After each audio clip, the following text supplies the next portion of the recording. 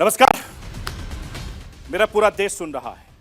राष्ट्र की आवाज 140 करोड़ लोगों की एक ही आवाज। आपके साथ मैं हूं सरफराज। मैं सरफराज सैफी आपको बताना चाहता हूं 2023 हिंदुस्तान की सियासत के लिए उथल पुथल भरा रहा है। किसी क्रिकेट मैच की तरह बॉल दर बॉल हालात बदलते रहे। सत्ता पक्ष और विपक्ष दोनों ही अपनी सियासी चालें साल भर चलते रहे। ये सारी चालें 2024 के फाइनल मुकाबले के लिए चली जाए। 2024 हिंदुस्तान की राजनीति के लिए सबसे अहम माना जा रहा है।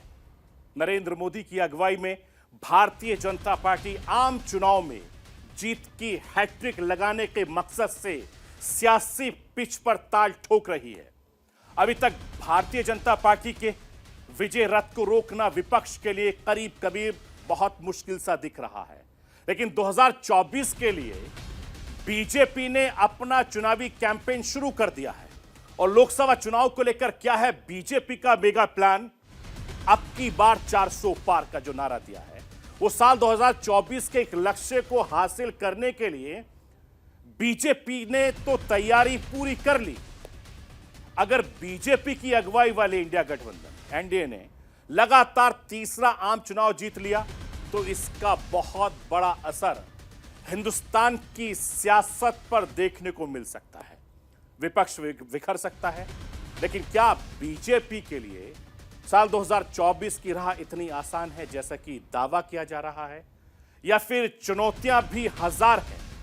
यह भी मैं राष्ट्र की आवाज के जरिए आपको बताने, दिखाने, समझाने की कोशिश करूंगा। 2024 में बीजेपी को रोकने के लिए 28 विपक्षी दलों ने मिलकर इंडिया गठबंधन बनाया। इस गठबंधन में कई दल ऐसे हैं जो एक दूसरे के धुर विरोधी हैं। धुर विरोधी होने के बावजूद मोदी को हराने के लिए सभी दल एक साथ आए हैं। और इस दौरान सीट शेयरिंग को लेकर पीएम फेस को लेकर मोदी के सामने कौन सा चेहरा होगा, यह बड़ा मुद्दा है, यह बड़ा चर्चा है। अभी तक कोई बात नहीं बनी है कि पीएम मोदी के सामने कौन सा चेहरा होगा। ऐसे में गठबंधन के सामने 2024 के चुनाव से पहले कई बड़ी चुनौतियां हैं। और मोदी के खिलाफ आया विपक्ष क्या 2024 के लिए एक साथ रह पाएगा? यह सबसे बड़ा सवाल है। आज राष्ट्र की आवाज के जरिए आपको बताऊंगा, समझाऊंगा, दिखाऊंगा। मैं अपने हिंदुस्तान के कोने कोने की आवाज को दिल्ली तक पहुंचाता हूं। दिल्ली की आवाज को देश दुनिया के कोने कोने तक पहुंचाता हूं। नेताओं की आवाज को मैं आम लोगों तक पहुंचाता हूं। आम लोगों की आवाज को मैं अपने देश के हुक्मरानों तक पहुंचाता हूं। आपकी आवाज से मिलती है मेरी आवाज और बन जाती है राष्ट्र की आवाज।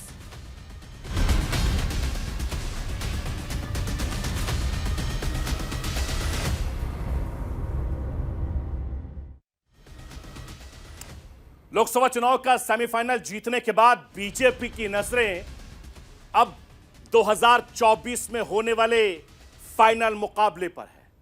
चुनावी नतीजों ने खासकर 3 राज्यों में, मध्य प्रदेश, छत्तीसगढ़, राजस्थान में बीजेपी को शानदार जीत मिली है, जिसके चलते पार्टी के नेता और कार्यकर्ताओं में जोश पड़ा हुआ है। ऐसे में केंद्र में सत्ता हासिल करने के लिए मोदी सरकार की हैट्रिक बनाने की कोशिश में नेता कार्यकर्ता जुट गए हैं। बीजेपी लोकसभा चुनाव में अपने वोट फीसदी को बढ़ाने पर बहुत ज्यादा जोर दे रही है। बीजेपी का लक्ष्य अगले चुनाव में वोट फीसदी को बढ़ाकर 50% से ज्यादा करने का मकसद है। ऐसे में विपक्ष के पास बीजेपी को हराने का रास्ता बंद हो जाएगा। इसके अलावा लोकसभा चुनाव में इस बार रिकॉर्ड तोड़ जीत हासिल करने के लिए बीजेपी ने 19 सूत्रीय फॉर्मूला तैयार किए हैं। मैं राष्ट्र की आवाज के जरिए आपको भारतीय जनता पार्टी का जो मास्टर प्लान 2024 के लिए तैयार किया है वो आपको बताना, समझाना चाहता हूं। जरा उसको समझिए। भारतीय जनता पार्टी का नारा है अब की बार 400 पार। इसके लिए बीजेपी के कार्यकर्ताओं को 10% वोट बढ़ाने का लक्ष्य दिया गया है।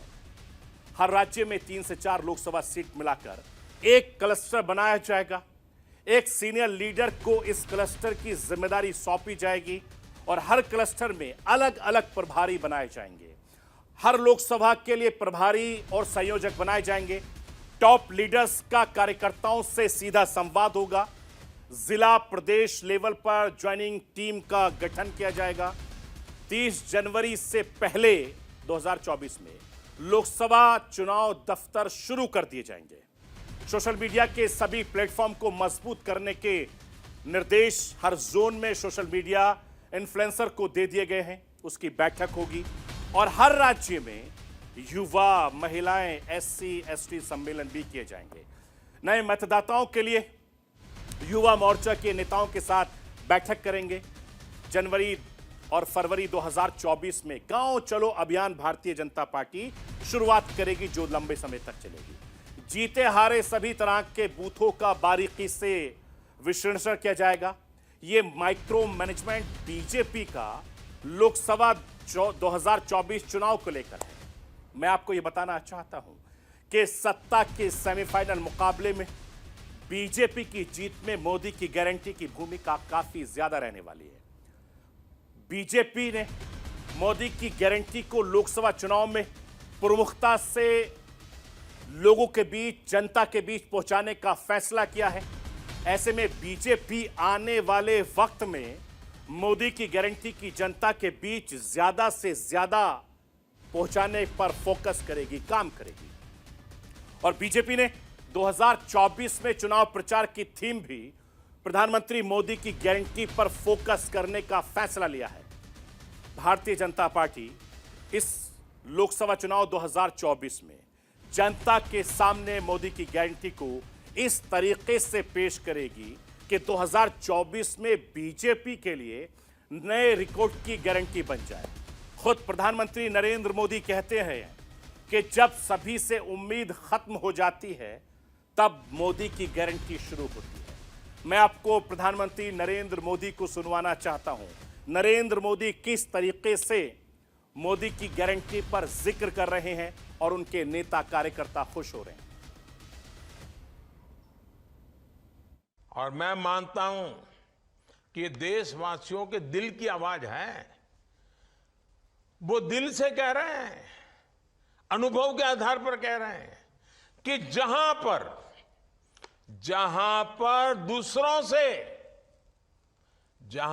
दूसरों से उम्मीद खत्म हो जाती है, वहीं से मोदी की गारंटी शुरू हो जाती है। और इसलिए ही मोदी की गारंटी वाली गाड़ी की भी धूम मची हुई है।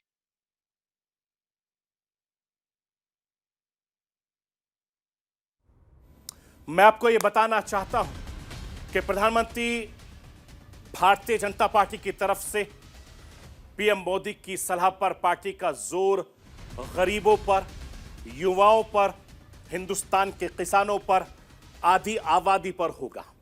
और भारतीय जनता पार्टी की बैठक में प्रधानमंत्री नरेंद्र मोदी ने कहा कि केंद्र सरकार की योजनाएं अगर गरीबों को, युवाओं को, किसानों को, महिलाओं तक सही से पहुंच जाएं तो इस लक्ष्य को आसानी से हासिल किया जा सकता है।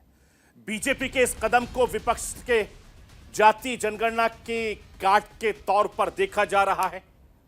प्रधानमंत्री मोदी ये कह चुके हैं कि उनके लिए हिंदुस्तान में सिर्फ 4 जातियां हैं। वो राष्ट्र की आवाज के जरिए आपको सुनवाना चाहता हूं कि जाति के मायने प्रधानमंत्री नरेंद्र मोदी की नजर में क्या है। आप मोदी की जुबानी सुनिए। मेरे लिए देश की सबसे बड़ी 4 जातियां हैं। मेरे लिए सबसे बड़ी जाति है गरीब, मेरे लिए सबसे बड़ी जाति है युवा, मेरे लिए सबसे बड़ी जाति है महिलाएं, मेरे लिए सबसे बड़ी जाति है किसान। इन 4 जातियों का उत्थान ही अगर भारत को विकसित बनाएगा, और अगर 4 का हो जाएगा ना, इसका मतलब सबका हो जाएगा। मैं आपको यह बताना चाहता हूं, भारतीय जनता पार्टी का फोकस विकसित भारत संकल्प यात्रा पर भी रहने वाला है और लोकसभा चुनाव में बीजेपी का यह कदम काफी ज्यादा अहम माना जा रहा है। बीजेपी का यह दावा है कि देश में चल रही विकसित भारत संकल्प यात्रा को लेकर काफी पॉजिटिव रिस्पांस मिल रहा है। ऐसे में संकल्प यात्रा को लेकर बैठक में चर्चा की गई। विकसित भारत संकल्प यात्रा केंद्र सरकार का एक प्रमुख कार्यक्रम है और इसका उद्देश्य कल्याणकारी योजनाओं को लोगों तक पहुंचाना है। विकसित भारत संकल्प यात्रा आखिर क्या है वो भी मैं आपको सुनवाना चाहता हूं राष्ट्र की आवाज के जरिए। सुनिए कि इस पर प्रधानमंत्री नरेंद्र मोदी क्या कुछ कह रहे हैं। साथियों, विकसित भारत का संकल्प सिर्फ मोदी का या सिर्फ किसी सरकार का नहीं है। ये सबका साथ लेकर सबके सपनों को साकार करने का संकल्प है। ये आपके संकल्प भी पूरा करना चाहता है। ये आपकी इच्छाएं पूरी हो ऐसा वातावरण बना चाहता है। विकसित भारत संकल्प यात्रा उन लोगों तक सरकार की योजनाएं और सुविधाएं लेकर जा रही है जो अब तक इनसे बेचारे छूटे हुए हैं। उनको जानकारी अभी नहीं है। जानकारी है तो कैसे पाना उनका रास्ता मालूम नहीं है। मैं आपको ये बताना चाहता हूं कि भारतीय जनता पार्टी के लिए 22 जनवरी 2024 का दिन काफी ज्यादा अहम होगा। माना जा रहा है कि जब अयोध्या में बन रहे राम मंदिर में रामलला की प्राण प्रतिष्ठा होगी और ये घटना देश की सामाजिक राजनीतिक हालात को बहुत दूर तक प्रभावित करने वाली है। राम मंदिर की स्थापना को बीजेपी देश के नव जागरण की वापसी का प्रतीक बता रही है। इसे अपनी बड़ी जीत के तौर पर देख रही है तो विपक्ष इस मुद्दे पर संतुलन बनाने की कोशिश में है और दावा यह किया जा रहा है कि राम मंदिर की स्थापना के बाद नए साल यानी 2024 में सियासी पिक्चर करीब करीब क्लियर हो जाएगी। मैं आपको यह बताना चाहता हूं कि 2024 को लेकर जिस तरीके से साल 2023 का साल सियासी नजरों से देखा गया, केंद्र में मोदी सरकार के लिए बहुत अच्छा रहा है। पिछले कुछ सालों से बीजेपी ने साल दर साल अपनी जड़ें मजबूत कर ली है। 2023 में विधानसभा चुनाव में जिस तरीके की जीत हासिल की, उसके बाद साल 2024 आम चुनाव से पहले भारतीय जनता पार्टी की जीत को जानकर तय बताने लगे हैं। पार्टी के इस अच्छे दिन के बीच बीजेपी के लिए कुछ बड़ी चुनौतियां भी हैं जिसका एहसास 2023 में देखा गया और 2024 में भी दिखेगा, ऐसा राजनीति के जानकार कह रहे हैं। जिस अनसुलझे सवाल के जवाब की तलाश करने के लिए बीजेपी 2024 में कोशिश करेगी और नए साल में यानी 2024 में बीजेपी के सामने वो 4 चुनौतियां हैं, वो राष्ट्र की आवाज के जरिए आपको बताना चाहता हूं। आप इन चुनौतियों को समझिए और जानिए कि किस तरह की चुनौती भारतीय जनता पार्टी के सामने है। भारतीय जनता पार्टी के लिए चुनौती नंबर 1, साउथ के राज्यों में जड़ें जमाना। बीजेपी पिछले कुछ सालों से इस पर फोकस कर रही है लेकिन नतीजा नहीं मिल पा रहा है। साउथ के राज्यों में बेहतर प्रदर्शन करना भारतीय जनता पार्टी के लिए चुनौती बना हुआ है। और चुनौती नंबर 2, प्रदेशों में पकड़ बनाए रखना।